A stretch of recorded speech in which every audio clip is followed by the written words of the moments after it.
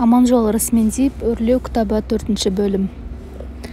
Өз бақытың өз қолыңда. Егер де сіздің бақытыңыз Құдайға не өзгелерге байланысты деп тұжырымдасаңыз, онда сізде менің ойымша үлкен проблема бар. Ричард Бах. Бақыт табыс пен сен құраған, жасаған нәрсең. Өз өмірің өз қолыңда. Бұл ұстанымға біреу сеніммен, біреу келіспей, күдіктене қарайтыны белгілі. Егер де сіз шын мәнінде өмірде өз орны бар адамзаттың дамуына үлес қосар ұлы тұлға болуды қаласаңыз, өміріңіз өз қолыңызда екеніне сенуге міндеттісіз. Ал сенбесеңіз, тұрмыс жағдайыңызды, болашағыңызды армандағаныңыздай жақсарта алмайсыз. Әрине, бұл жол тікелей кедейлікке, бейшаралыққа бастайды.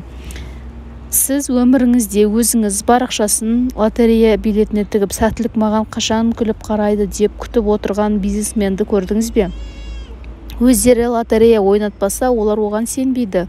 Кей сәттерде көңіл көтеру үшін болмаса, табысты адамдар еш уақытта лотерея билеттерінен үміттенбейді. Неге дейсіз бе? Олар өзіне және істеп жатқан ісіне ғана сенеді. Сондықтан өркендеуге, өрлеуге, табысты болуға бет бұрсаңыз, сәттілікті өзіңізден күткеніңіз абзал. Теледидарға телміріп ұтысты армандағанша, айналаға көз салып арман болған ақша сомасын қалай табуға болады деп ізденіңіз. Осыдан 3 жыл бұрын атақты бизнес-тренер Бода Шефердің семинарына қатыстым. Оңтайлы сәтті пайдаланып, Бода Шеферден сіздің өміріңіз қай уақытта бастап жақсы жаққа өзгерді деп көкейімдегі ойландырып жүрген сұрақты қойдым. Бода Шефер, мен өз өміріме өзім жауапкершілік алғаннан бастап деп жауап берген еді. Тек қана бір Бода Шефер емес, әлемдегі жетістікті таң қалдырған миллионерлердің барлығы дерлік өз өміріне өздері жауапкершілік алғандығының арқасында сол дәрежеге жетіп отыр. Өйткені адам өзіне, өз өміріне, өз көңіл-күйіне жауапкершілік алу арқылы жүрегіндегі сенімділікті арттырып, өрлеу жолына, даму жолына түседі. Ал мақсатына жету үшін өз-өзін дамыта білген адамға алынбайтын асу, берілмейтін белес болмайды. Тағдыр немесе Алланың жазғаны. Айналаға жайлап зер салып қарайтын болсақ, әрбір екінші адам өмірінде орын алған сәтсіздігі мен қиындығын өзімнен деп білмей, қайтеміз тағдырдың жазғаны қаша алмаймыз ғой деп тағдырды кінәлайды. Немесе Алла саған не жазып едім деген ойлармен Алла тағаланы кінәлайды. Тағдырды, үкіметті, достарын, жақындарын кінәлайды, тек өзін емес. Есіңізде болсын, жауапкершілікті өз басыңыздан ысырып, өзгелерді кінәлау арқылы еш нәрсе ұтпаймыз. Егер жеңімпаз болғыңыз келсе, бүгінгі күннің сәттілігіңіз бен сәтсіздігіңіз өткен уақыттарда ойланған ойыңыздың, қабылдаған шешімдеріңіздің, істеген істеріңіздің нәтижесі екендігін мойындаңыз. Кінәлі сіз, басқа ешкім емес.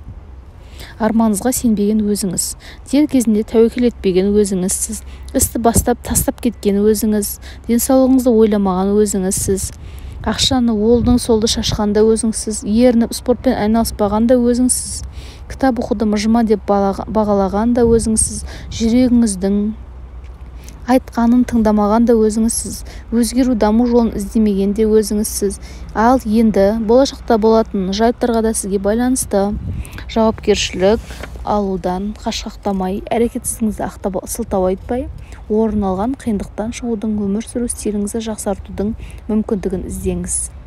Өз сәтсіздігіңізге өзгелерді кінәлі ой өрістің кедейлігі. Ой өрісі кедей адамның өзі де кедей болады. Бүкіл амал мен нәтиже тікелей ниетке байланысты, дейді Мұхаммед пайғамбардың қасиетті хадисінің 1-ші хадисінде. Кезінде пайғамбарымыз өмір сүрген заманда адамдар Мекке қаласына, Мәдина қаласына әртүрлі мақсатпен қоныс аударған. Біреуі үйлену үшін, біреуі баю үшін, біреулер дінді уағыздау үшін. Нәтижесінде барлығының арман мақсаты орындалды. Сондықтан сыныққа сылтау айтпай, өз өміріңізге өзіңіз жауапкершілік ала отырып, арман мақсатыңыз үшін, бақытыңыз үшін күресіңіз. Тағы да талас тудыратын тақырыптың бірі тағдыр. Тағдыр дегеніміз не?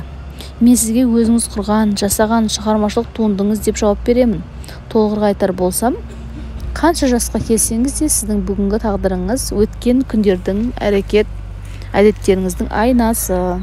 Бүгін кедей болсаңыз, ол кешегі күннің талапсыздығыңыздан, білімсіздігіңізден, төзімсіздігінің нәтижесі. Ауру болсаңыз, ол кешегі күнде өзіңіздің күтпегендігіңіздің, көп уайымдағандығының, зиян әдеттерге әуес болғаныңыздың нәтижесі. Табысты болсаңыз, ол да нәтиже. әркім өз тағдырын өзі жасайды деп Аристотель айтып кетіпті. Өткен күн ұмытылған тарих, болашақ әлі ашылмаған келер шақ. Бүгінгі күн осы шақ, ол үлкен сыйлық деп Қытай даналы айтқандай, қанша тырыссақ та өткен күнді қайта әкеле алмаймыз. Болашақ әлі белгісіз. Бізге берілген үлкен мүмкіндік бүгінгі күн, осы шақ. Сондықтан болашағыңыздың қуаныш пен бақытқа толы болған қаласаңыз, бүгіннен бастап өткеннен сабақ ала отырып іске кірісіңіз, оқыңыз, ізденіңіз, дамыңыз. Өз бақытыңыз өз қолыңызда. Мен жоғарыда айтып кеткендей, өз өмірімізге өзіміз толыққанды жауапкершілік ала алмауымыздың бірінші себебі ішкі қорқынышымыз бен өзімізге, өз қабілетімізге деген сенімсіздік. Келесі бөлімнен сол бір сенімсіздіктен көп нәрсеге кедергі болар ішкі қорқыныштан арылу жолын үйренеміз. Сізді құттықтаймын. Не үшін дейсіз бе? Мақсатыма жетемін деп осы кітапты оқып отырғандығыңыз үшін.